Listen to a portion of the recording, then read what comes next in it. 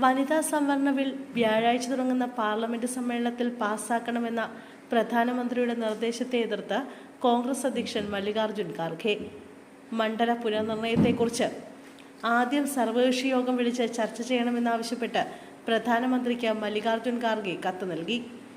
വ്യാഴാഴ്ച മുതൽ 3 ദിവസം പാർലമെന്റിൽ ഹാജരാകണമെന്ന് നിർദ്ദേശിച്ച് BJP MPമാർക്ക് വിപ്പ് നൽകി. വനിതാ സംവരണ ബില്ലിൽ പിന്തുണ തേടി പ്രധാനമന്ത്രി നരേന്ദ്രമോദി ഇന്നലെ എല്ലാ കക്ഷി നേതാക്കൾക്കും കത്ത് നൽകിയിരുന്നു. വനിതാ സംവരണം നടപ്പാക്കാനുള്ള ഉചിതമായ സമയമാണിതെന്നും ഇക്കാര്യത്തിൽ ഒന്നിച്ച് മുന്നോട്ടു പോകാമെന്നും പ്രധാനമന്ത്രി വ്യക്തമാക്കിയിരുന്നു. കക്ഷി നേതാക്കളുമായി ഇക്കാര്യത്തിൽ സർക്കാർ ചർച്ച നടത്തിയതായും പ്രധാനമന്ത്രി കത്തിൽ പറഞ്ഞിരുന്നു. എന്നാൽ കൂടിയാലോചന നടന്നിട്ടില്ലെന്ന് പ്രധാനമന്ത്രിക്ക് കോൺഗ്രസ് അധ്യക്ഷൻ മല്ലികാർജ്ജുൻ ഖാർഗെ നൽകിയ കത്തിൽ ചൂണ്ടിക്കാട്ടി.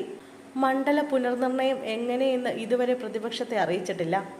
544 നിന്ന് 816 ലോക്സഭാ സീറ്റുകളുടെ എണ്ണം കൂട്ടാനുള്ള ഭേദഗതി സർക്കാർ കൊണ്ടുവരുമെന്നാണ് സൂചന. ഇതിനൊപ്പം 2029 മുതൽ ലോക്സഭയിലും നിയമസഭകളിലും സംവരണം നടപ്പാക്കാനുള്ള പ്രത്യേക ബില്ലും ഉണ്ടാകും. സീറ്റുകളുടെ എണ്ണം, മണ്ഡല പുനർനിർണയം എന്നിവ സർവകക്ഷി യോഗം വിളിച്ച് ബംഗാളിലെ വോട്ടെടുപ്പിന് ശേഷം ചർച്ച ചെയ്യണമെന്ന് ഖാർഗെ നിർദ്ദേശിച്ചു. ഇതിനുശേഷം പാർലമെന്റ് ചേർന്നാൽ മതിയെന്നാണ് കോൺഗ്രസ് നിലപാട്. ബുധനാഴ്ച പ്രതിപക്ഷ പാർട്ടി നേതാക്കളുടെ യോഗം ഖാർഗെയുടെ അധ്യക്ഷതയിൽ ദില്ലിയിൽ ചേരും.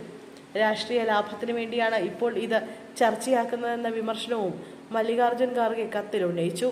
ഒന്നുകിൽ നിലവിലെ സീറ്റുകൾ കൂട്ടാതെ തന്നെ സംവരണം നടപ്പാക്കണമെന്നാണ് ചില കക്ഷികളുടെ നിർദ്ദേശം.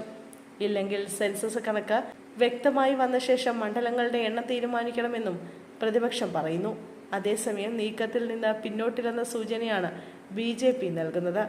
ലോക്സഭയിലെയും രാജ്യസഭയിലെയും MPമാർ എല്ലാവരും നിർബന്ധമായും 16 മുതൽ 18 വരെ പാർലമെന്റിൽ ഉണ്ടാകണമെന്നും BJP നേതൃത്വം നിർദ്ദേശിച്ചു.